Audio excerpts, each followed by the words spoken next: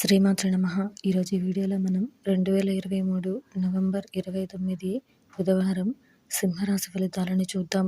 మీరు ఇలాగే ప్రతిరోజు సింహరాశి ఫలితాలను తెలుసుకోవాలి అనుకుంటే మన ఛానల్ని సబ్స్క్రైబ్ చేసుకోండి.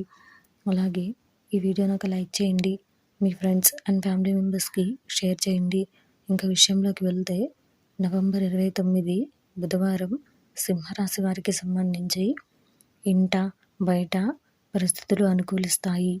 ఆధ్యాత్మిక సేవా కార్యక్రమాలలో ఉత్సాహంగా పాల్గొంటారు.